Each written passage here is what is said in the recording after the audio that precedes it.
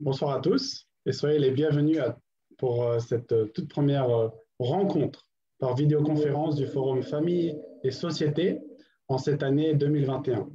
Je m'appelle Victor Agnès, je suis le secrétaire général de la Fédération pour la paix universelle en France et je serai votre modérateur ce soir. Créé en 2017 au sein de la Fédération pour la paix universelle France, le Forum Famille et Société défend les valeurs de la famille prônées par les fondateurs de la Fédération pour la paix universelle, le Dr Sun Myung Moon et le Dr Hak Ja Han Moon. Cette année, les conférences de notre forum Famille et Société se feront en ligne à cause du contexte de crise sanitaire lié au Covid-19. Ce soir, nous tenons la toute première conférence d'une série de conférences qui auront pour thème respectivement l'être humain, le couple, la famille, la société, ainsi que des perspectives d'avenir. Cette série n'est pas la seule. En réalité, nous organiserons des réunions hebdomadaires. Et pour vous en parler un peu plus en détail, je souhaiterais donner la parole à notre président, monsieur Jacques Marion, ici présent. Donc Jacques, la parole est à toi. Bonjour Victor, bonjour à tous. Merci d'être venu ce soir. Très brièvement, donc je peux simplement rappeler qu'il y a quelques années, nous avions initié un programme le jeudi soir au centre, à l'espace Barreau, donc où nous avons notre siège à Paris, et nous les avions appelés les jeudis de Barreau. Et chaque semaine, nous nous réunissions et nous parlions de la philosophie de la paix. En réalité, c'est-à-dire que nous parlions de la philosophie qui sous-tend les activités de notre Fédération pour la paix universelle dans le monde entier. Comme vous le savez, la Fédération pour la paix universelle a pris une dimension très grande, notamment depuis un an, il y a beaucoup d'activités sur le plan avec des leaders non seulement politiques, religieux, mais aussi dans le monde économique, dans le monde académique, dans le monde des médias, etc. Et parfois, on peut oublier que ce qui est important, en fait, ce qui sous-tend, ce qui fonde ces activités, c'est une profonde philosophie de la paix qu'on appelle parfois headwing ou philosophie donc, qui permet d'unir la droite et la gauche, qui permet de rassembler la démocratie, le communisme, etc. Et c'est pour parler de différents aspects de cette philosophie qu'on voudrait reprendre les jeudis de Barreau, qu'on va appeler jeudis de Barreau online, puisqu'il s'agit de virtuel pour le moment. Et dès que nous le pourrons, nous reviendrons à Barreau, bien entendu. Mais nous aurons toujours la capacité de nous étendre au niveau de la France entière à travers l'Internet. En tout cas, je suis heureux que Hannah commence aujourd'hui avec le forum Famille et Société sur la famille. Nous aurons d'autres activités dans les semaines qui viennent, notamment sur la pensée de l'unification, le travail interreligieux, la fédération des femmes, etc. Merci et je vous souhaite à tous une très bonne soirée avec Hannah Lottery. Merci. Merci beaucoup, monsieur Jacques Marion. Et sans plus attendre, je vous propose d'accueillir la présidente du Forum Famille et Société qui transmettra la vision des fondateurs de la Fédération pour la paix universelle sur aujourd'hui le thème de l'être humain. Donc, Anna, la parole est à toi. Oui, puis-je partager mon écran? Oui. Oui.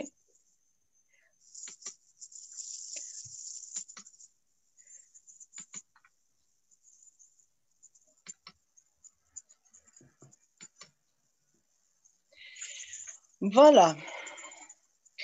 Donc, comme ça a été déjà dit, comme je vais parler de la vision de fondateur, je voudrais d'abord faire quelques propos à leur sujet, à leur arrière-plan, d'où ils viennent, où ils sont nés, etc. Donc, vous voyez la carte de la Corée. Sun Myung Moon est né le 6 janvier 1920, selon le calendrier lunaire, en Corée du Nord, ce qui est aujourd'hui la Corée du Nord. en pleine occupation japonaise. Le Japon avait annexé la Corée de 1905 à 1945. Donc, il est né dans cet environnement. Son épouse, Madame Moon, est née en 1943, aussi en ce qui est aujourd'hui la Corée du Nord, en pleine Deuxième Guerre mondiale. Et aussi, peut-être, vous savez que la Corée, après la Deuxième Guerre mondiale, fut divisée entre le Nord et le Sud au 38e parallèle, avec le Nord sous domination ou sous régime plutôt communiste lié à la Chine, à l'Union soviétique, et la Corée du Sud liée plutôt aux Alliés et aux États-Unis. Mais puisque la situation était telle, une guerre s'est éclatée entre le Nord et le Sud en 1950 et qui s'est terminée par un cessez-le-feu en 1953. Donc, dans leurs autobiographies, les deux, le couple fondateur, dans chacune de leurs autobiographies, dessine un peu l'arrière-plan de ceux qui sont vécus dans leur jeunesse et dans la guerre en Corée, leur fuite vers le sud, la quête pour les réponses à des questions. Donc, je vous ai mis ici deux petits extraits de l'autobiographie de Reverend Moon. Je vais vite les lire. Il dit « Qui suis-je?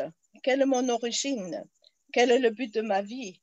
Qu'arrive-t-il aux personnes quand elles meurent? Le monde de l'âme éternelle est-il une réalité? Dieu existe-t-il réellement?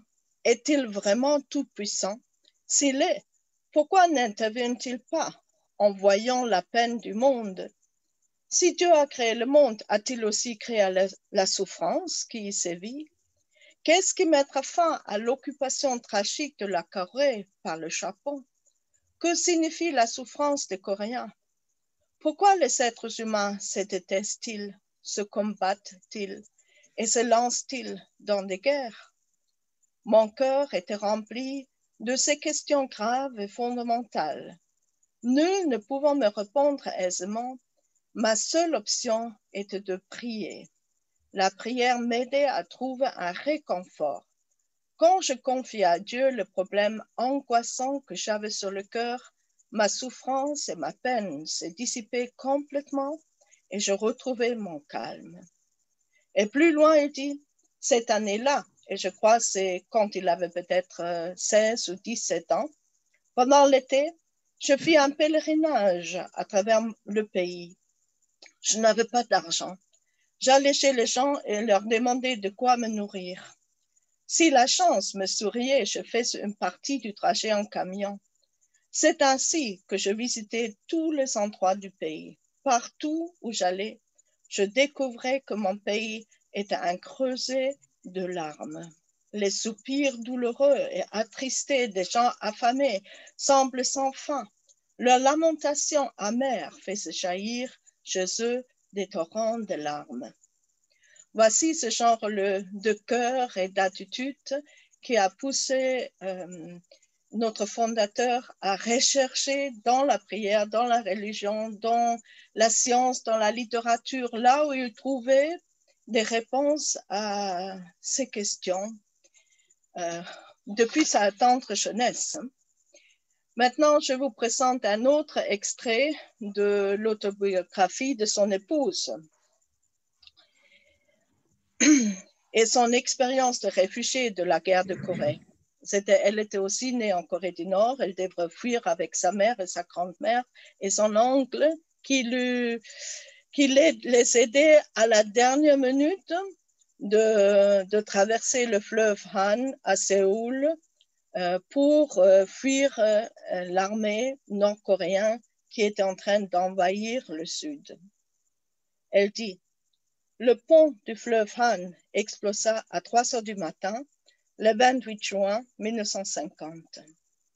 Même si le gouvernement sud-coréen avait annoncé qu'il défendrait Séoul, il avait rompu le seul lien avec la sécurité, avant même que l'armée populaire nord-coréenne n'entre dans la ville.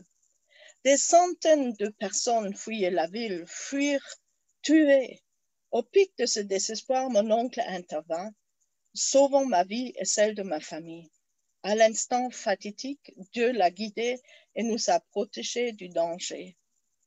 Aujourd'hui encore, chaque fois que je franchis un pont sur le fleuve Han, je vois cet éclair bleu et j'entends l'écho des cris d'angoisse des gens, comme s'ils brûlaient encore en enfer. C'est un son déchirant. Petite, je fus le témoin direct de l'horreur de la guerre et vécu la condition misérable des réfugiés. Les innocents étaient tués comme des mouches. Les enfants qui avaient perdu leurs parents pleuraient et erraient dans les rues. Je n'avais que 7 ans, mais devins si convaincu que la guerre devait disparaître à jamais de ce monde.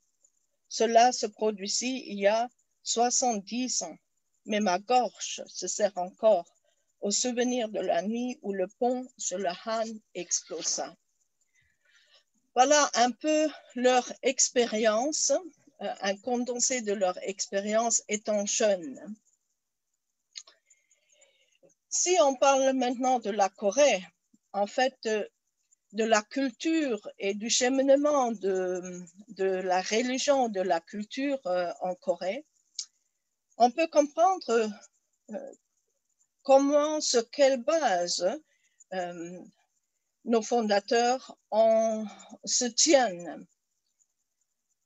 Le noyau éthique de la culture coréenne a été successivement et simultanément forgé par d'abord le chamanisme, qui est toujours présent aujourd'hui, le totémisme.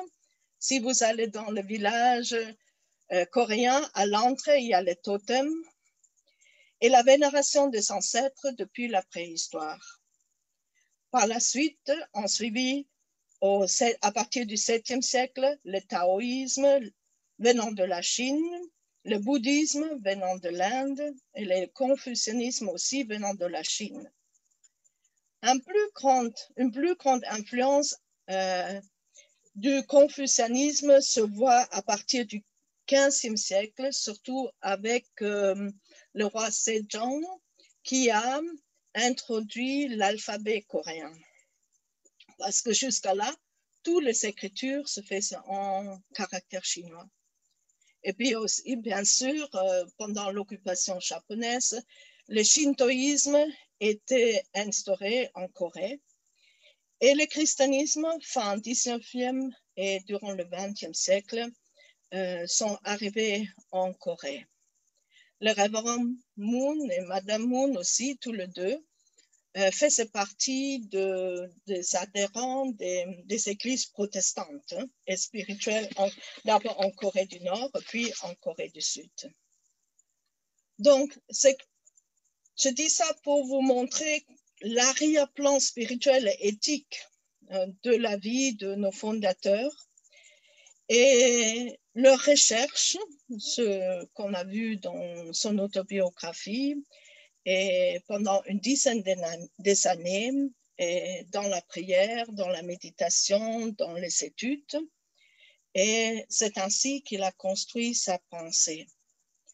Comme notre président disait tout à l'heure, cette pensée, il l'appelle head wing en anglais ou heart wing. C'est-à-dire, c'est ni l'aile de gauche, ni de droite, mais de la tête et du cœur, englobant tout et tous. Donc, ainsi, cela va pénétrer dans tout le travail de la fédération. Voilà. Maintenant, entrons dans le vif du sujet. La vision de fondateur de la FPU sur l'être humain. Pourquoi parler de l'être humain, de l'individu, de la personne? C'est comme il y a l'adage qui dit « un esprit sain dans un corps sain ». La famille est saine quand ceux qui la forment sont sains, heureux et épanouis. Si les membres qui la composent sont conflictuels, sont confus, elle le sera aussi. Donc, cela s'applique à tout groupement humain. Donc, a priori, l'être humain est un résultat et non la cause de son existence. Nul ne peut choisir ses parents, le genre avec lequel il est né. On ne peut choisir le lieu, la date, l'époque, son génome, tout cela. Personne n'a pu choisir cela avant sa naissance. Et ça, c'est un fait très important à accepter. L'être humain aussi hérite de ses ancêtres et de sa culture, les mérites et les dettes, et les transmet à ses enfants. Les croyants des religions diverses disent que nous sommes créés par Dieu à sa ressemblance. Donc, il n'est pas toujours évident d'accepter ces a priori. Il y a même des courants de pensée qui refusent de se rendre à l'évidence et leurs adeptes jouent, je dirais, aux apprentis sorciers. Mais même si quelqu'un est conçu dans un tube, comme on dit, il ne peut non plus choisir le moment et par quelle composante, par quel ovule, par quel spermatozoïde il est venu au monde, il a pris la vie. Donc, en fait, les questions bioéthiques dont on fait face aujourd'hui, les questions du genre, sont liées à tout cela. Je dirais qu'il est plus réconfortant de penser à ce que je sois issu d'un plan créateur que d'être le résultat d'une évolution aléatoire et que un jour je disparaisse dans le néant, comme on dit en français, ni vu ni connu. En fait, cette pensée nous dérange. Pourquoi? Parce qu'elle est à l'encontre de notre nature humaine, je pense.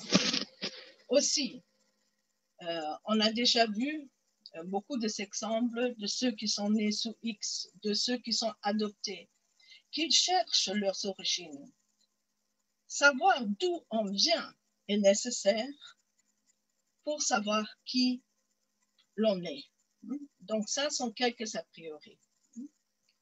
Donc, il faut aussi savoir que dans la pensée orientale, un thème central, c'est dans la structure de la pensée, c'est l'alignement vertical et horizontal, ce qui n'est pas le cas dans la pensée occidentale. Donc, au fur et à mesure, vous allez voir que c'est une pensée vraiment avec un sous-bassin oriental, mais en même temps occidental, vu l'influence du christianisme.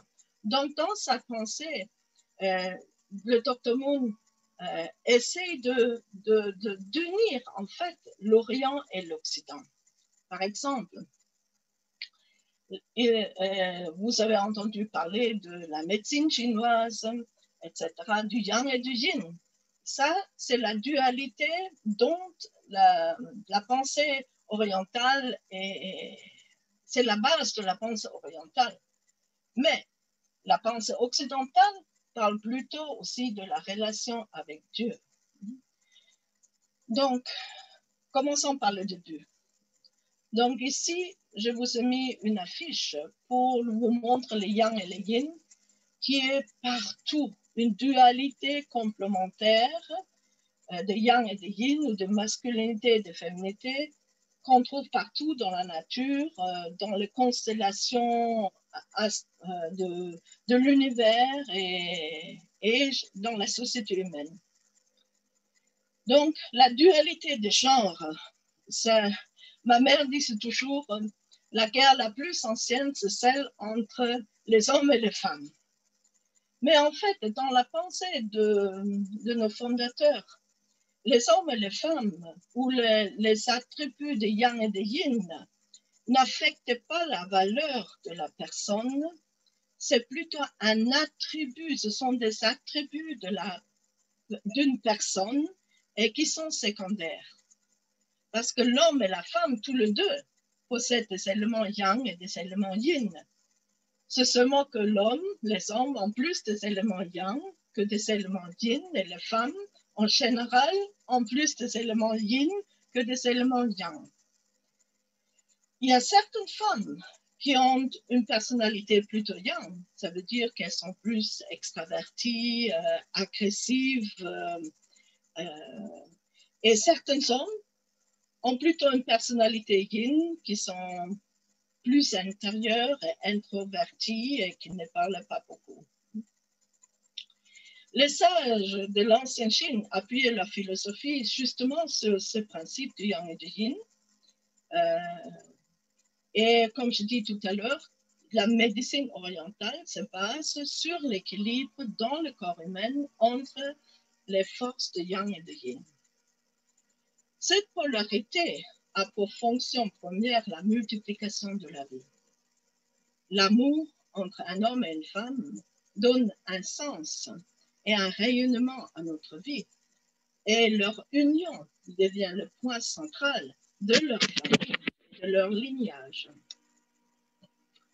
Donc, un deuxième paire de polarité et de dualité complémentaires et qui est plus fondamentale est celle entre le caractère intérieur et la forme extérieure. Pour nous, les êtres humains, c'est celle entre l'esprit et le corps.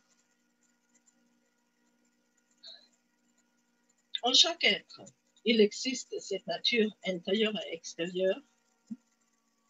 Et cette nature intérieure, elle donne un but et une direction, alors que la forme extérieure incarne et exprime cette nature. Donc, ensemble, les deux forment l'identité unique de chaque être. Donc, une compréhension claire du principe de la dualité complémentaire est cruciale dans les relations d'amour. Certains pensent que l'amour est simplement l'attirance existant entre la virilité d'un homme et la féminité d'une femme.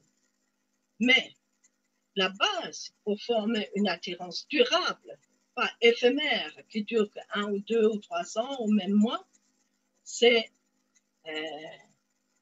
l'unité de l'esprit et du corps de chaque partenaire du couple. Et c'est cela qu'on ignore ou on néglige souvent.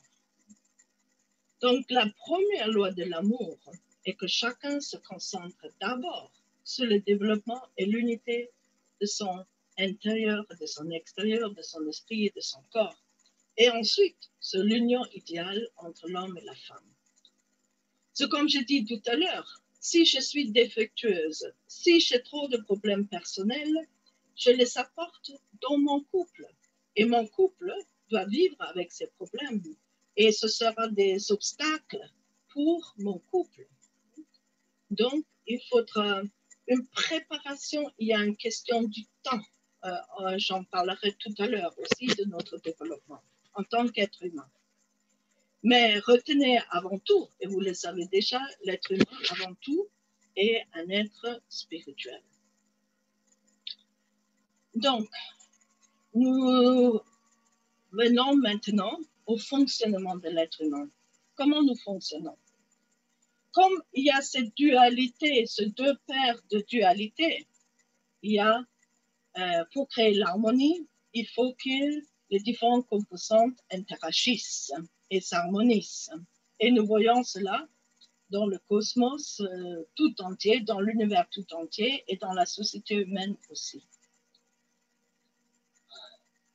Donc, c'est l'interaction entre les différentes composantes, nous appelons partenaires sujet, partenaire objet, et ce n'est nullement qualificatif non plus, c'est juste une position, entre parenthèses.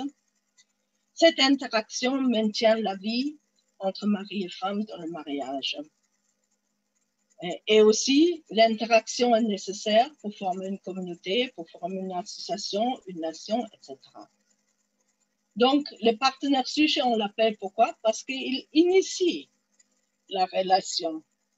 Et c'est le partenaire objet qui répond, qui réciproque. Donc, le partenaire sujet peut en même temps aussi être le partenaire objet. Et ensemble, ils forment une dynamique de sphère. Dans une famille, par exemple, les parents éduquent le cœur et la conscience de leur enfant et les enfants stimulent leurs parents à travers leurs réponses innocentes et spontanées. Donc, ce principe d'interaction réside au cœur de l'éthique. Il y a la règle d'or dont on parle dans beaucoup de cultures et religions. Dans les relations réussies et durables, les partenaires se préoccupent d'abord de donner et ensuite de recevoir. Donc, de nombreuses maximes traduisent cela. On récolte ce qu'on sème. Dans le christianisme, par exemple. Un des disciples de Confucius lui a demandé: existe-t-il un mot qu'une personne puisse mettre en pratique tout au long de sa vie?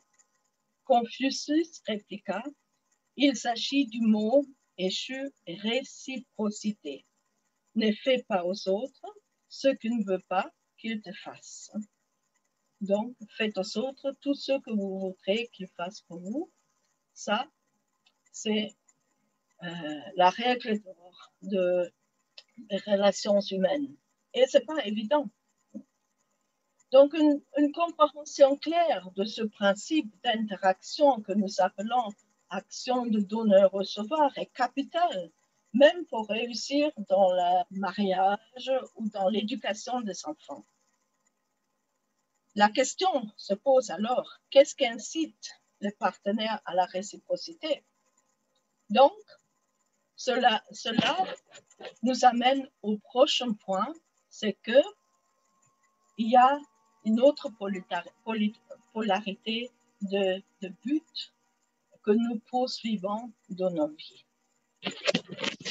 Donc, il y a une dualité de but, un principe du but individuel et du but de l'ensemble. Donc, le but individuel, c'est le but de subvenir à nos propres besoins. Et le but de l'ensemble, c'est de servir l'ensemble. C'est le groupe auquel on appartient, la famille, le voisinage, l'association, etc. Donc, ce but du haut se soutient naturellement l'un l'autre, car l'un ne peut pas fonctionner sans l'autre. Si une personne pense que le reste de la famille, les autres membres de la famille, ou les autres membres de l'association ou du voisinage sont à son service uniquement, alors il va vite perdre l'estime des autres parce qu'il interrompt cette harmonie de but. Donc, notre premier centre d'intérêt doit impliquer le but de l'ensemble, c'est-à-dire le groupe, mais aussi le groupe doit garantir la survie et le développement et l'épanouissement des individus. Donc, de ce principe vient la notion d'interdépendance que vous entendez souvent dans la FPU. Donc, ça vient de là. Voilà, tout à l'heure, je vous ai parlé du temps.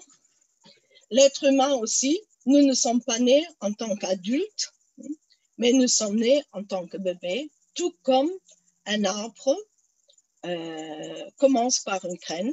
Dans la graine, toutes les jeunes, je ne dirais pas jeunes hommes, mais toute la structure, le contenu de l'arbre est là dans la graine.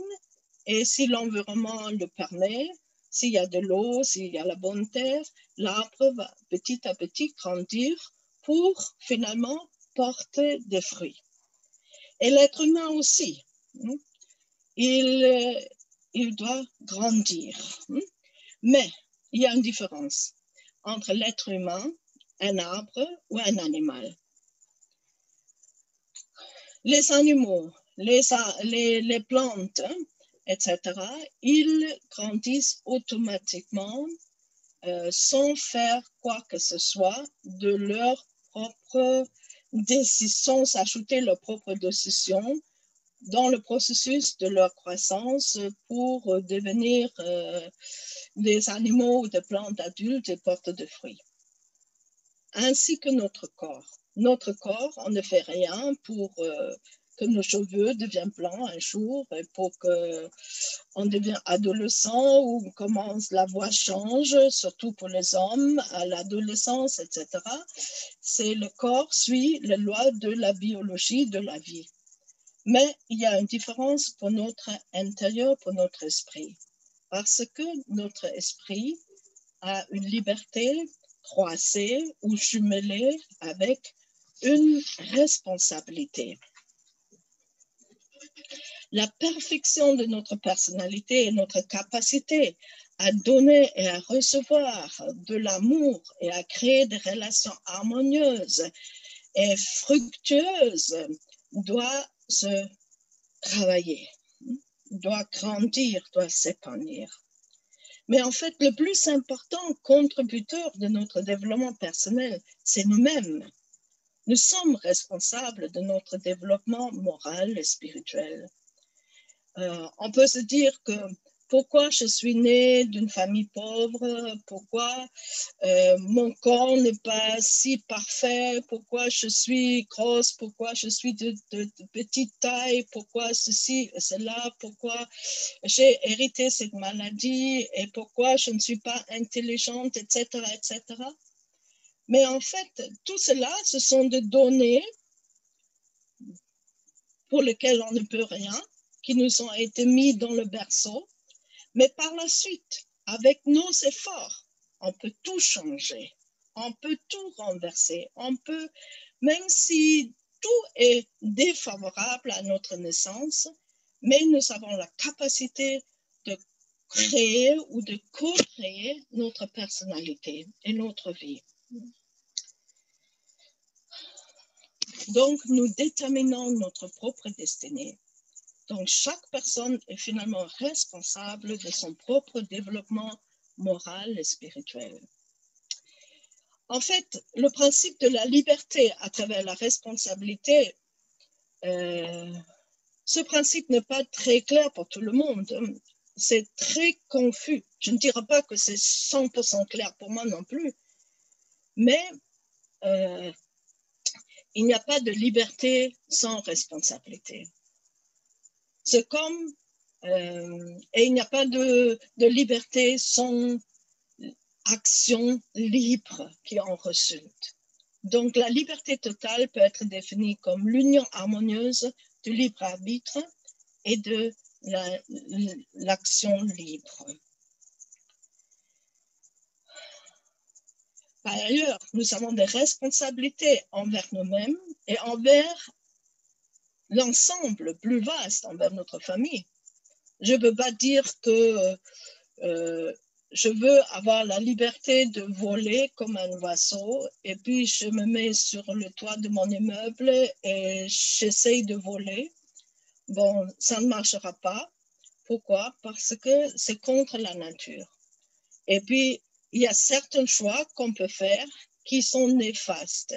Donc, il faut avoir des références ou des critères qui nous permettent de faire de bons choix et de bonnes décisions et d'être responsables pour que nos actions et notre liberté n'enfreignent pas la liberté de l'ensemble et des autres. Donc, la prise de conscience que nos actions ont des conséquences et que nous sommes personnellement responsables de tel ou tel résultat est une étape essentielle dans le processus de la cultivation de notre caractère. Donc là, je vous parlerai encore d'un autre point, c'est que nous sommes dotés d'une conscience et d'un cœur. Donc la conscience, elle est comme une boussole. Elle nous s'oriente toujours vers le bien. Mais la conscience n'est pas quelque chose qui est là, mais elle doit être cultivée. Et c'est pour cela l'éducation en famille est si vitale. L'éducation de nos enseignants aussi à l'école, ils forment notre conscience. Aujourd'hui, on parle des influenceurs sur YouTube, etc., sur Internet. Ils forment aussi la conscience des jeunes. Mais les jeunes ou les enfants, ils doivent mûrir leur personnalité pour être capable de faire de véritables joies libres. Parce que si ma liberté cause un problème à l'ensemble ou aux autres, c'est pas bien. Et puis en fait, c'est pas la véritable liberté. La véritable liberté apporte toujours un bénéfice aux autres, à l'ensemble et moi-même. Bon. Donc, la conscience, c'est pour cela le développement et l'épanouissement de l'être humain au sein de la famille, et au nid de la famille, entouré des parents, de la famille plus large, est tellement important. Sinon, la boussole est défectueuse. Par exemple, si quelqu'un refuse la voix de sa conscience à plusieurs reprises, en fait, la conscience diminue et sa voix devient de plus en plus faible. Et puis, la personne pense que c'est toujours bien. C'est pour cela, sans éducation de la conscience, l'être humain ne peut pas vivre une vie heureuse. Et bon, ça c'est la réalité, mais disons c'est compliqué et c'est difficile à accepter pour tout le monde. En plus, l'être humain est doté du cœur. Mais alors, qu'est-ce que c'est le cœur? Le cœur, ce n'est pas le muscle qui bat et qui pulse le sang, etc. Mais nous parlons du cœur spirituel. C'est le centre de chaque personne. Le fondateur décrit le cœur comme étant l'impulsion irrépressible à trouver la joie en aimant un partenaire objet et en étant unis à l'être humain. Disons, si nous sommes des êtres créés, et même si quelqu'un ne croit pas à un Dieu créateur, même si l'évolution nous a forgés d'une telle manière que nous avons besoin, que nous cherchons toujours le bonheur. Et le bonheur suprême, nous savons que c'est que nous sommes aimés par les autres et que nous pouvons aimer les autres. Donc, le cœur, c'est cet centre, c'est spirituel, c'est notre âme, c'est notre conscience, c'est quelque chose que nous avons, moi je le dis en tant que croyante, hérité de Dieu. C'est Dieu qui a mis cela dans notre berceau. Donc, cela nous amène à un dernier point. Quel est le sens de la vie d'un individu? Je dirais premièrement, comme l'essence de la vie d'un arbre ou d'un animal, c'est de grandir, c'est arriver à la maturité et parfaire sa personnalité en tant qu'individu. Et deuxièmement, développer les relations harmonieuses dans sa famille et dans la société et mettre tout ce qu'on sait et sa créativité et ses compétences au service de l'ensemble. Et nous parlons souvent de l'amour vrai. En fait, l'amour vrai, c'est l'amour qui reflète l'amour altruiste, qui pense d'abord au but de l'ensemble et aux autres avant de penser à soi-même. Voilà. Et si vous avez des questions, bien sûr, je suis prête à répondre à tout. Je vous suggère une lecture, le principe universel et but dans la vie.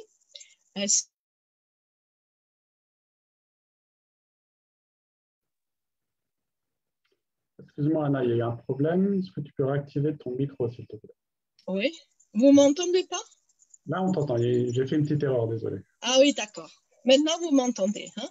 Alors, oui. Ce que j'ai dit tout à l'heure, j'essaie aussi, avec mes capacités limitées, de faire un bloc du Forum Famille et Société. Il est en construction. Et puis, je vous suggère la lecture Principe universel, le but dans la vie. Vous nous envoyez un email et puis je peux vous envoyer cela. Voilà. Et là, ce sont des thèmes que Victor a déjà annoncés pour l'avenir. Donc, Victor, j'ai terminé. Voilà.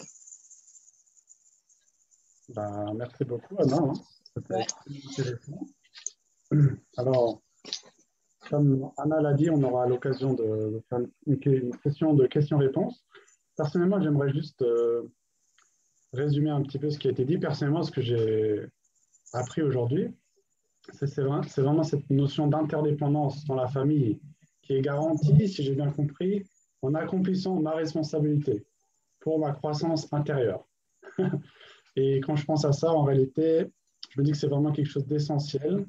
Et je pense que les gens réalisent cela de plus en plus. C'est peut-être pour cela que de plus en plus de personnes se tournent même vers le développement personnel. Oui, oui, c'est ça. C'est ça. Moi-même, en fait, je suis marié. Et je vois que souvent, c'est en me concentrant sur moi-même que j'arrive à résoudre de petites disputes qui peuvent se produire. C'est pas tellement en insistant sur l'autre, mais c'est vraiment en me concentrant sur moi-même. Ben, ceux parmi nous qui sont mariés depuis longtemps, ils savent que, en fait, des problèmes que je n'ai pas résolus en tant qu'individu se multiplient ou, c'est-à-dire, on dit en allemand, la souris devient un éléphant. Hein? C'est-à-dire un petit problème que je n'ai pas résolu à mon niveau individuel dans le couple, ça s'extrapole et ça devient une cause de discussion, de dispute, de malcompréhension, de discorde, de tout ce qu'on veut. Voilà. Merci beaucoup pour Parole de sage. Je vais tenir note de ce que tu viens de dire. Alors, je vais maintenant vous donner la possibilité d'allumer votre micro si vous avez des questions. Pour Anna, on a encore du temps, donc n'hésitez pas à être très actif, à poser toutes vos questions. Et s'il y a des slides particulières sur lesquels vous voulez qu'on revienne, n'hésitez pas à le mentionner. Voilà, la parole est à vous. Qui sera la première personne? Alors, il faut voir que Brigitte, tu as ouvert ton micro, donc peut-être que tu aurais quelque chose à me dire. Désolée, je ne suis pas chez moi, comme d'habitude, je parle avec moi. En tout cas, je voudrais remercier Anna parce que je trouvais que c'est une très bonne présentation. Bien sûr, on peut aussi approfondir différents points de cette présentation, hein, mais je pense que c'est déjà une bonne introduction. Et c'est vrai que pour vraiment créer une bonne famille, ou pour créer une famille harmonieuse ou une relation harmonieuse, c'est toujours bien de se remettre en question soi-même à différents moments de sa vie. Et surtout quand on est... voilà, si on veut créer des relations harmonieuses avec soi-même ou avec les autres, avec sa famille. Et tu parlais du voisinage. Alors, c'est vrai que ça nous donne vraiment à réfléchir ce qu'est l'amour vrai, en fait. Donc, tu nous en parlais un tout petit peu, mais j'avoue que ça serait intéressant d'avoir un peu plus d'explications sur l'amour vrai. Peut-être pas maintenant, mais si tu as une autre occasion de parler d'amour vrai, comment le pratiquer dans notre vie de chaque jour. C'est surtout ça le plus important. Parce que ce n'est pas toujours évident de comprendre ce que ça signifie vraiment. Et, parce qu'on en parle beaucoup de l'amour, parfois dans toutes les sauces. Amour relatif, amour, voilà. Mais dans la pratique, dans le quotidien, voilà. Et ça, c'est, je pense, un point très important. Oui, merci Brigitte. Oui, l'amour, c'est... Souvent, on pense que comme je ne suis pas épanouie dans mon couple, c'est le problème de mon partenaire. Hein? Mon partenaire n'est pas le bon. Il faut que je le change. Et puis, ça devient un problème. Mais le problème qui est derrière, c'est que mon partenaire ni moi-même sont vraiment capables d'aimer d'amour vrai. D'amour qui va d'abord le bénéfice de l'autre et de notre couple ou de notre famille. Et je déplore beaucoup, je suis tellement triste pour les adolescents d'aujourd'hui. Récemment, on a vu hier dans les infos qu'il y a des adolescents qui s'entretuent, que le groupe se constitue. Le groupe peut-être remplace un peu la famille qu'ils n'ont pas connue ou qui ne les a pas satisfaits. Et puis, c'est vraiment difficile. Et puis, c'est la politique familiale du gouvernement ne peut rien. C'est pas le gouvernement, c'est ni la loi, etc. C'est une question qu'on ne peut pas contenir dans une loi. C'est une question spirituelle, une question de l'être humain même, hein, de l'humanité, la capacité d'aimer et d'interagir harmonieusement, même en face d'adversité. C'est ce que les religions nous enseignent. C'est pour cela qu'on a besoin de cet élément de religion. Je ne dis pas une religion spécifique, mais le principe religieux, hein, la règle d'or. Hein. Si on appliquait cela d'abord, hein, beaucoup de choses seraient différentes dans notre vie et dans notre société. Justement, je voulais te mentionner ce point-là. Je me dis que quand on parle d'amour vrai, c'est très difficile de le pratiquer sans avoir une notion de notre origine et d'où on vient, et aussi peut-être de Dieu, enfin, quel que soit le nom qu'on lui donne, hein, mais je veux dire d'une source spirituelle, oui, d'énergie forte. Il y a quelqu'un qui parle? Non, pardon. Parce qu'en réalité, on est aussi sur Facebook. Donc, oui. Je vérifiais juste que la connexion était bonne. Ah, d'accord. Le monde vous écoute et vous observe. D'accord. Voilà, c'est ce que je fais. Je pense qu'on enseigne. C'est dommage. Une fois, j'avais vu ça.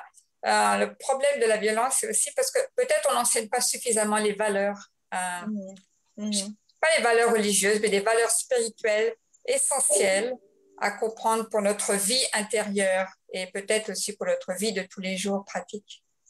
Ben, c'est ça le conflit entre l'éducation familiale et l'éducation nationale ou l'école, hein, parce que l'école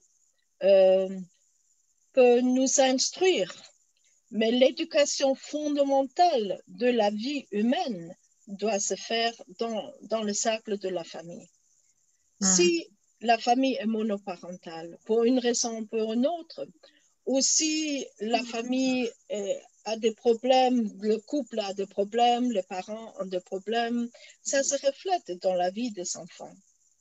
Donc, c'est très, très sensible. L'être humain est tellement sensible quand il est bébé. Et même, on parle de l'éducation prénatale, hein? C'est-à-dire quand le bébé est en gestation.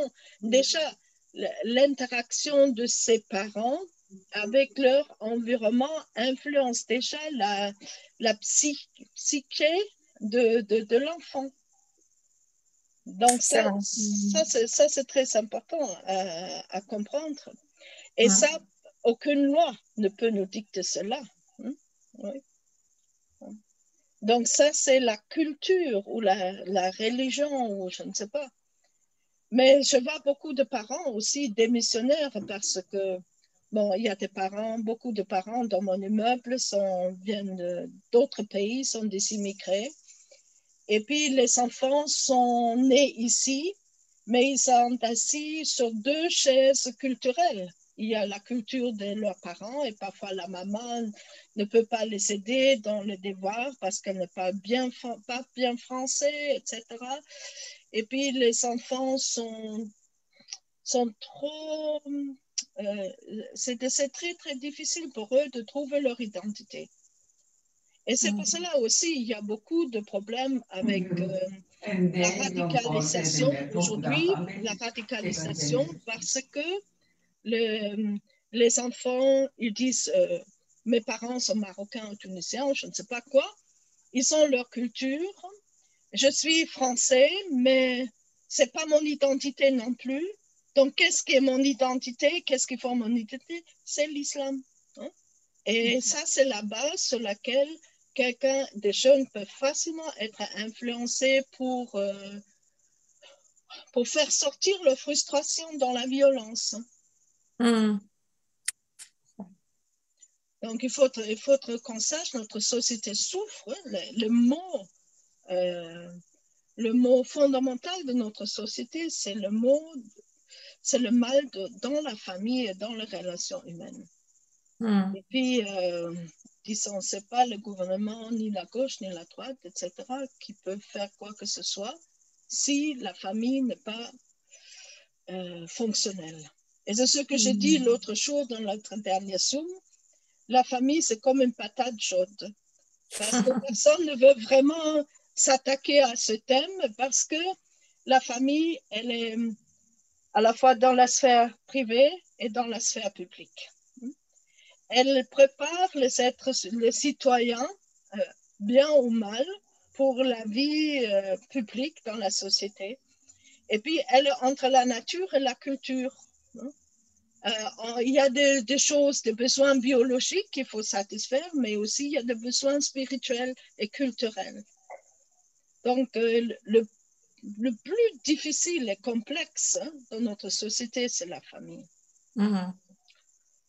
Et aujourd'hui, avec la science qui se développe, il y a aussi les questions de bioéthique, qui a droit de, par exemple, mettre fin à la vie. Autrefois, on dit que c'est Dieu qui donne et c'est Dieu qui prend. Mais aujourd'hui, quelqu'un peut dire que, bon, si ma vie tient juste à une machine, est-ce que je peux dire que je ne veux plus de cette vie? Il y a beaucoup de questions. Vous avez certainement suivi l'adoption des enfants par des couples de même sexe, etc., ou l'adoption tout court, les naissances X, etc. Ça pose des problèmes. Et quels seront ces êtres humains dans 2-3 générations? Seraient-ils heureux? Quelle identité est-ce qu'ils puissent avoir? Aujourd'hui, la psychologie nous dit qu'on porte aussi les conflits de nos ancêtres. Et il y a des psychologues qui font des constellations familiales pour qu'on essaye de résoudre le problème chez nos ancêtres, des problèmes relationnels, et qui sont souvent des problèmes de secrets de famille, qui n'ont pas été résolus. Mais c'est moi qui parle. Je voudrais attendre vos réactions aussi. Merci beaucoup, Brigitte, pour la question et Anna pour les commentaires. Oui. Parce que nous avons pas mal de monde ici, alors sentez-vous libre d'allumer votre micro et d'en parler. Oui.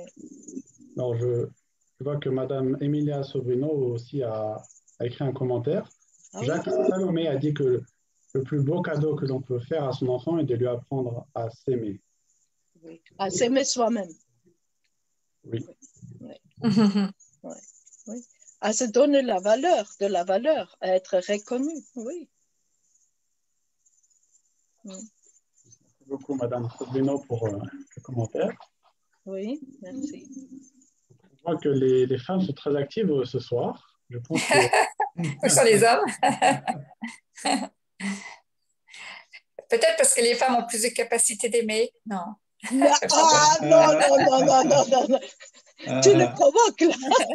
C'est une provocation aux hommes. Il faut faire parler les hommes. Hein? Exact. C'est pour ça.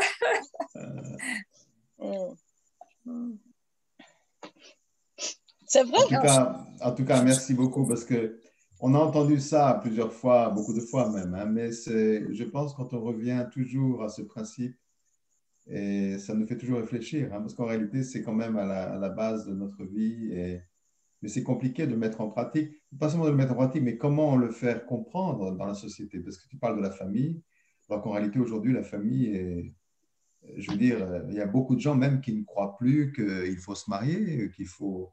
Ou alors, il n'y a plus du tout l'idée même que l'homme et la femme sont complémentaires. Hein? J'ai même entendu une fois à la télévision, dans un débat télévisé, l'idée que la femme et l'homme sont complémentaires, c'était presque une sorte d'offense ou de hérésie, quelque chose comme ça. Donc, il y a vraiment une philosophie un peu autre aujourd'hui. Mais c'est ça aussi, le conflit entre hommes et femmes. Comme ma mère disait, la guerre la plus ancienne, c'est entre les hommes et les femmes. C'est-à-dire, ce sont beaucoup de conflits, beaucoup de situations qui sont restées dans notre mémoire qu'on a hérité et une mal-compréhension. Comme je dis au début, les yin et les yang et la masculinité et la féminité ne sont pas une qualité, mais c'est un attribut. C'est que parce que je suis une femme, ça ne veut pas dire que je vaux moins qu'un homme, ou vice-versa. Et c'est cette mal-compréhension que dans le passé, à cause de beaucoup de souffrances. Moi-même, ça c'est un des points clés pour lesquels je joins le mouvement, ce mouvement-là, à cause de ce point. Je suis d'abord un être humain et par la suite, je suis une femme. Ma première identité, c'est être un être humain. Je ne suis ni un animal, ni une fleur, mais un être humain. Et je suis une femme. Et j'ai les mêmes capacités que les hommes, bien que ma biologie est différente, mais je suis capable, comme un homme, de faire carrière, de faire tout. Mais je pense que Brigitte nous dira plus avec la Fédération des femmes. Le mouvement des féministes, je pense qu'elles ont besoin de ventiler leurs ressentiments et leurs souffrances. Et beaucoup de femmes sont maltraitées parce que c'est aussi nos cultures doivent être corrigées. C'est de la vision de nos fondateurs, c'est pas de revenir au modèle de la famille avant la Première Guerre mondiale, hein, où même la vision chrétienne de la famille, elle n'est pas idéale non plus. Le paternalisme des hommes, c'est terrible. C'est-à-dire qu'on peut être unis en tant que couple, en tant que partenaire. Et puis les femmes, on aime bien être guidées par les hommes. Si on se sent valorisé, si on se sent aimé, on n'a rien contre les hommes, au contraire, n'est-ce pas? Non, on n'a rien. Mais si les hommes se comportent en tant que dominateurs, alors là, je ne peux pas. Non, mais c'est comme ça. Je pense que c'est là la finesse. Je suis d'abord un être humain et après, je suis soit un homme, soit une femme. Et si nous éduquons nos enfants dans une telle perspective, je pense que beaucoup de choses peuvent changer. Vous ne trouvez pas? Tout à fait. D'accord. Ouais. Mais pourquoi il y a tant de ressentiments aujourd'hui? Donc, je veux dire, partout, ce n'est pas que les femmes, les problèmes ressortent sur la base des ressentiments de toutes parts. Oui. Les noirs contre les blancs, je veux dire, la société est en train d'exploser à cause de tous ces ressentiments-là. Ben, je ne sais pas si quelqu'un veut en dire quelque chose, mais moi, premièrement, je pense qu'on vit dans une époque un peu spéciale. Hein? C'est une époque où l'histoire humaine va prendre un virement. Hein? Et puis, c'est à nous de décider dans quelle direction. C'est notre conscience, c'est nos actions, notre libre arbitre. Mais je pense que c'est aussi un peu parce qu'on doit résoudre ce problème. Et puis parce qu'aujourd'hui aussi, il y a un plus grand déséquilibre entre but individuel et but de l'ensemble qu'autrefois. Je pense que ça, c'est une des raisons. Bon, les droits de l'homme sont très importantes, mais les droits de l'individu ne peuvent pas primer les droits de la famille ou les droits de l'ensemble de la société. Sinon, ça ne marche pas. C'est-à-dire les deux doivent être complémentaires et harmonieux. Et l'ensemble doit aussi garantir le but individuel. Par exemple, dans le communisme, dans la théorie communiste, c'est l'ensemble qui est le plus important. Mais en fait, l'individu est complètement primé. Ça aussi, c'est pas bon. Et notre individualisme exacerbé qu'on a aujourd'hui de nos sociétés, c'est aussi pas bon. Donc, il faut trouver l'équilibre entre les deux. Et aussi trouver l'équilibre entre le spirituel et le matériel.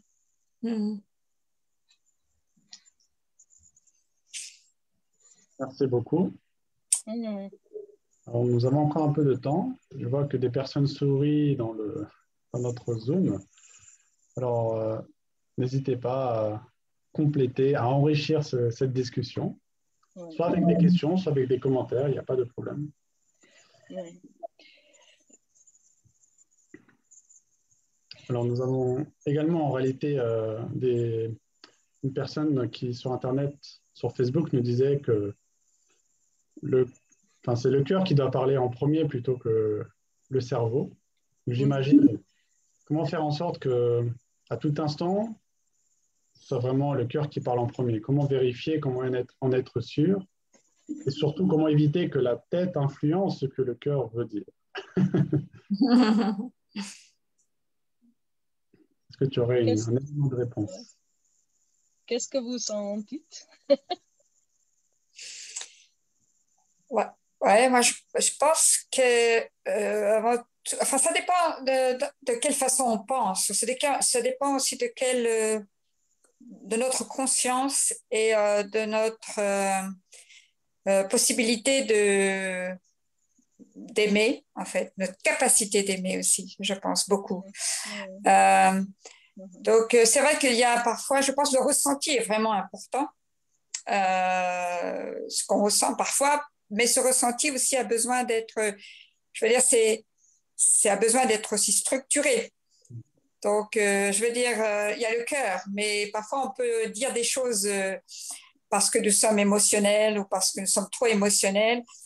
Et je pense aussi qu'il faut réfléchir avec sagesse. C'est-à-dire, pour moi, la sagesse, c'est aussi le cœur et aussi la raison, donc plus vers l'intellect. Et si on combine les deux, très bien. Et si on équilibre les deux, je pense qu'on peut aussi agir. On peut pratiquer. Donc, je pense que... mais c'est vrai que c'est le cœur avant tout qu'il faut vraiment persévérer, à développer, à aimer dans notre vie quotidienne. Je pense que cette conscience de développer une capacité d'aimer doit être vraiment beaucoup plus forte que peut-être celle de vouloir toujours s'instruire, tu vois, plus que la connaissance. À mon avis, même si la connaissance est importante, hein, ça c'est sûr, mais la possibilité de développer notre cœur à travers des actions aussi, à travers notre vie quotidienne, je pense que ça c'est un point important. Bon, ça c'est mon avis, je ne sais pas.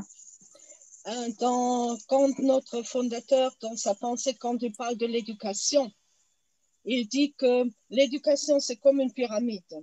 La base de l'éducation, c'est le cœur, c'est-à-dire la capacité de donner de la joie et d'être aimé. Nous avons besoin de cela pour notre identité, donc c'est l'éducation familiale. Par la suite vient l'éducation des normes, c'est-à-dire dans la société, on se comporte d'une certaine manière. À table, on se comporte d'une certaine manière. C'est notre culture, c'est l'interaction avec les autres. Et le sommet de la pyramide, c'est l'éducation technique ou sportive ou intellectuelle. Mais quand on regarde notre système d'éducation d'aujourd'hui, en fait, c'est cette pyramide qui est renversée. Pour nous, le plus important, c'est le diplôme. Il faut avoir le bac, il faut avoir bac plus 5, 6, 7, etc. Et c'est ça devient notre valeur. Mais notre valeur n'est pas dans nos diplômes. Notre valeur d'être humain, c'est dans c'est autre chose que nos diplômes. Et ce n'est pas non plus si je me comporte socialement correctement qui est le plus important. Donc, je pense que en tant que parents ou grands-parents ou futurs parents, on doit réfléchir sur ça. Et puis, dans la société plus large, on doit réfléchir sur notre système d'éducation en général. Et puis, si la personne a dit le cœur vient, on doit parler en premier, je pense que c'est d'abord, on pense d'abord aux autres, à l'autre, à notre partenaire, au groupe, auquel on fait partie, et après, c'est ça le cœur qui parle, hein, n'est-ce pas, Victor, non? Tout à fait. Oui, oui, c'est ça. D'ailleurs, à ce sujet, sur Internet, M. Brécy Lothar Lotès, que je salue, il nous pose la question suivante. Le cœur étant le centre de notre personnalité, comment l'éduquer afin de permettre qu'il y ait équilibre entre le but individuel et le but de l'ensemble? Mais c'est dans la relation parent-enfant. D'abord, l'enfant qui a ses parents, bon, dans les meilleurs des cas, qui est entouré de l'amour de ses parents biologiques, il comprend d'abord qu'il est le fruit de l'amour de ses parents, premièrement. Donc ça, c'est son identité. Et deuxièmement aussi, quand il voit que quand il sourit en tant que bébé, les parents sont contents. Donc, le bébé, sans les parents, il ne peut pas survivre, il ne peut pas grandir, ne fût-ce que même matériellement, biologiquement, physiquement. Le bébé a besoin d'être nourri, d'être changé des langes, tout. L'enfant a besoin de ses parents. Et puis, le bébé dans son cœur, dans le germe de son cœur qui est là, comprend déjà que c'est grâce aux parents. Donc, il essaye de donner, répondre, réciprocité, et il sourit, il fait des grimaces, il dit papa, maman, etc. Et petit à petit, le cœur se développe dans cette relation. Par la suite, c'est avec les frères et sœurs, hein, qu'il a des frères et sœurs, ou les camarades à l'école, ou les autres membres de sa parenté, les voisins, etc. Le cœur grandit comme ça. Le cœur, tout ça, si vous imaginez une graine d'arbre, dans la graine d'arbre, vous avez déjà tout, hein, l'identité, tout le potentiel d'un grand chêne ou d'un baobab ou je ne sais pas quoi, tout est là dans une toute petite graine. Mais il faut le cultiver. Et avec l'être humain, c'est pareil. Et si les conditions d'environnement, pas seulement matérielles, mais aussi émotionnelles et du cœur ne sont pas favorables, l'enfant devient un arbre tortue. Il grandit, il pousse dans la mauvaise direction, ou il ne donne pas de fruits, ou il donne des fruits, de mauvais fruits. C'est pareil. Donc le cœur et la conscience, l'esprit de l'être humain se cultivent. Et le premier endroit, la serre, la pépinière, c'est la famille. On peut dire ce qu'on veut sur la famille, mais ça, on ne peut pas nier. Et par la suite vient la société, l'école, le voisinage, etc. Beaucoup, Anna. Il est déjà 19h10. Nous avons peut-être le temps pour une dernière question ou un commentaire dans le chat. Hein. Il n'y a pas de problème. Donc, sentez-vous libre, même de commenter simplement ce que vous avez apprécié ou retenu aujourd'hui. Je pense que ça ou même si vous n'êtes pas d'accord, hein, dites-le aussi. D'accord. Bon. Très bien.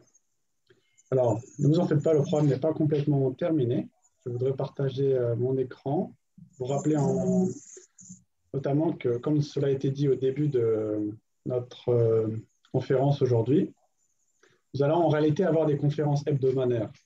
Donc, régulièrement, en fait, tous les jeudis, quasiment tous les jeudis, nous aurons un forum sur un thème différent. Aujourd'hui, c'était sur le forum Famille et Société, qui sera le 4e jeudi du mois. Si vous regardez en haut de cette slide, vous pouvez voir aussi que les 2e jeudis du mois seront animés, seront organisés autour du forum académique. Et à ce sujet, j'aimerais inviter M. Jacques Parion à nous dire quelques mots là-dessus.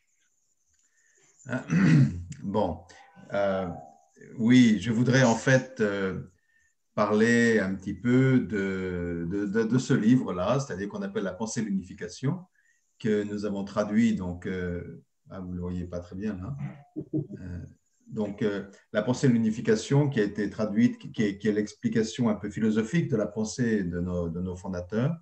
Et je voudrais aborder quelques thèmes la pensée de l'unification, disons, le but, c'est de pouvoir comment résoudre des problèmes concrets. Comment, dans mon cœur, je voudrais parler de ça. Comment est-ce que cette pensée peut nous aider à résoudre des problèmes que la société n'arrive pas à résoudre ou que la société résout d'une façon qui n'est pas suffisante ou acceptable, qui répond donc à des questions qui aujourd'hui sont des troubles dans la société. Et je pense qu'on a besoin d'aller plus profondément dans la compréhension de Dieu, dans la compréhension de l'être humain, dans la compréhension du monde spirituel. Un certain nombre de choses comme cela que je voudrais... bon, je peux pas... On va parler simplement un point à chaque fois et puis on ouvrira le débat. C'est de cette façon que je voudrais aborder le problème. Voilà. Merci beaucoup, Jacques. Je l'ai peut-être oublié de le dire, mais la raison pourquoi on appelle jeudi de barreau, c'est que historiquement, nous faisions ce genre de discussion, de conférence à l'espace Barreau à Paris. Et donc, pour garder un peu le même titre, nous appelons cela jeudi de barreau online, en ligne. Le troisième... Oui. D'accord. Les troisièmes jeudis du mois, en réalité, seront animés par Brigitte Wada sur le forum de la Fédération des femmes. Donc, je t'invite à me dire quelques mots, si tu le veux bien. Oui. Voilà. En fait, donc nous allons parler. Donc la prochaine fois, c'est pas moi qui vais spécialement donner le contenu, mais nous voulons parler sur la dignité de la femme, mais comme un peu d'abord une première partie sur la femme en relation avec elle-même. Parce que comme le disait un peu Anna avant, c'est vrai qu'il est important aussi pour la femme de prendre conscience de sa nature originelle et aussi de prendre confiance en elle-même. Et comme on le sait aussi, la femme a une grande influence autour d'elle parce que c'est elle aussi qui donne naissance aux enfants, qui transmet aussi quand même les valeurs, puisqu'elle est les valeurs à ses enfants. Mais même avant ça aussi, de s'épanouir en tant que femme. Donc voilà, nous allons parler d'abord de cette relation de femme avec elle-même, ensuite de la relation de la femme dans la famille et de la relation de la femme dans son environnement. C'est ainsi que nous avons structuré donc les forums de la Fédération des femmes là, pour le 3e jeudi du mois. La prochaine fois, ce sera Marie-Christine Audin, qui est conseillère conjugale et familiale, qui va parler sur le sujet de la dignité de la femme. Voilà, c'est ce que je vais dire. Ça sera, je crois, le 18, c'est le jeudi 18 mars, n'est-ce pas, Victor? C'est ça. Voilà, merci. Ouais. Oui, c'est ça. Merci beaucoup, Brigitte, pour ton intervention. Je voudrais demander encore à Anna Lotry de nous parler rapidement des prochains thèmes abordés lors des 4e jeudis du mois avec le Forum Famille et Société. La prochaine fois, donc fin mars, je crois que c'est aussi le 25 mars, je vais parler de relations dans la famille. Pardon, je vais parler du couple d'abord. Du couple, la préparation à la vie du couple, etc. Et cette interaction du couple, le chemin qu'un couple peut faire ensemble ou pas. Et la prochaine étape, ce sera alors comment devenir parent et comment former une famille. Et par la suite, on parlera dans le mois qui suivent, on parlera de la famille, le rôle de la famille dans la société. Et par la suite, qu'est-ce que tout ce qu'on a étudié ensemble, qu'est-ce que ça peut changer pour moi en tant que personne, pour ma famille, dans mes relations et dans la société. Bon, je suis bien consciente que beaucoup de choses, on n'a pas beaucoup d'influence sur les choses qui se passent aujourd'hui dans la société, mais au moins, on peut travailler sur soi et sur ses relations. Et je voudrais qu'on en parle ensemble. Et c'est-à-dire le peu que je comprends, je veux partager avec tout le monde. Et surtout, je veux expliquer comment la pensée des fondateurs sur ce sujet. Parfois, on en parle, mais pas vraiment explicitement. Et je voudrais clarifier cela. Voilà. Pour Anna, pour cette précision, je pense que tout le monde est plus stimulé maintenant, surtout de noter dans leur agenda toutes ces dates qui vont se succéder durant ces prochaines semaines. Alors, nous avons aussi un rendez-vous un peu spécial. Ce n'est pas le premier jeudi du mois, c'est le premier dimanche du mois. Et pour cela, M. Jean-François Moulinet va nous dire quelques mots. Donc, bonsoir tout le monde. Merci beaucoup à Anna pour son brillant exposé, très clair, très logique, très, très bien. Donc, ce qu'on essaie de faire avec le partage interreligieux, c'est de demander à des personnalités religieuses de partager le meilleur de leur religion. C'est basé sur des textes. À chaque fois, on choisit un thème. Le thème de la prochaine fois du dimanche 7 mars sera rencontrer Dieu dans les Écritures. Et on a déjà 3 orateurs qui sont confirmés. Un représentant du judaïsme qui est le rabbin habitant de Nice. Actuellement, il est à Jérusalem et on pourra être en lien avec lui. Pour le christianisme, on a le père Fouché de Nantes qui va nous parler aussi. Et pour l'islam, on a une dame, Madame Soraya Ayouch, qui est région parisienne et qui est liée à une confrérie soufie. Donc, on va essayer de faire comme ça tous les premiers dimanches de chaque mois, d'avoir différentes personnalités. Parfois, là, dans ce cas-là, c'est les trois religions monothéistes, mais des fois, on aura d'autres religions. Et petit à petit, comme ça, essayer de voir ce qu'on a en commun et surtout de partager les richesses que nous avons. Merci beaucoup. Donc, c'est dimanche 7 mars à 17h. Merci beaucoup, Jean-François, pour ces précisions. J'ai moi-même j'ai participé à une de ces réunions, c'était extrêmement intéressant. Merci beaucoup. Donc, avant de terminer, je voudrais vous proposer encore une annonce un peu spéciale. Je pense que vous êtes un petit peu au courant. Vous avez dû recevoir ces derniers mois des emails d'invitation pour les rassemblements de l'espoir. Rassemblements d'espoir. Et nous avons commencé cela en réalité au niveau international en 2020 à cause de la situation avec la COVID-19. Et en 2021, nous continuons avec encore plus de rassemblements d'espoir avec des personnes vraiment de très nombreux pays. Et pour vous montrer cela, vous pouvez voir sur cette slide et les slides suivantes un peu les personnes qui vont en réalité parler à ce moment-là. Donc, vous avez des présidents, des anciens présidents, même des États-Unis, du Nigeria, et des personnes qui ont également été lauréats pour le prix Nobel de la paix. Et je pense que ça va être extrêmement intéressant. Moi, j'ai hâte d'y être. Et on aura également à la fin des spectacles, notamment donnés par Paul Potts. Je pense que vous connaissez tous, pour compléter un peu ce rassemblement d'espoir et pas seulement avoir des personnes qui parlent, mais aussi avoir un peu cette fibre artistique pour faire ressentir l'espoir. Voilà, donc c'est ce dimanche. Vous avez juste à cliquer sur le lien suivant, rallyofhope.eu. Ne vous en faites pas, il y aura une traduction en français. Donc, en réalité, il y a 2 dates, puisque l'événement principal aura lieu en Corée le matin. Donc, pour nous, c'est un petit peu tôt, c'est vrai, c'est à 1h30 du matin. Mais justement, pour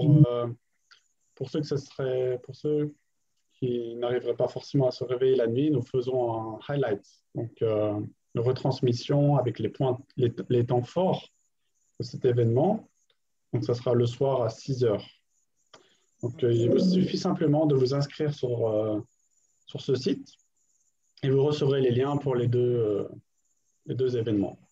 Voilà, donc c'est le rassemblement des sports qui aura lieu dès ce dimanche. Donc, vous êtes tous invités et je pense qu'on aura beaucoup à apprendre justement sur comment réaliser un monde plus uni avec toutes ces personnes assez connues. Voilà. Bon, eh bien, je pense qu'on arrive à la fin de cette conférence très intéressante. Donc, encore une fois, c'est la toute première conférence d'une série de conférences données notamment par Anna Letry sur le forum Famille et Société. Et comme vous l'avez présenté Jacques, Jean-François, Brigitte, il y aura aussi de nombreuses autres thématiques abordées. Donc, une fois par semaine, retenez bien, surtout le jeudi et les premiers dimanches, qu'il y aura un rendez-vous constant avec nous pour la Fédération pour la paix universelle. Donc voilà, maintenant vous êtes libre, vous pouvez dire simplement un coucou, allumez vos micros, sentez-vous. Oui. Merci beaucoup à tout le monde. Beaucoup. Oui, Portez-vous bien. Restez en bonne santé. Merci. Oui. Thank you, Hannah. Oui, merci. Auf Wiedersehen. Merci. Auf Wiedersehen. Auf Wiedersehen. Bye bye, Christopher. Merci beaucoup. Oui, Merci, au revoir. merci. Merci beaucoup, Anna. Merci beaucoup de votre participation. All right. Merci au MC, un MC de haute qualité. Ça commence très bien, oui.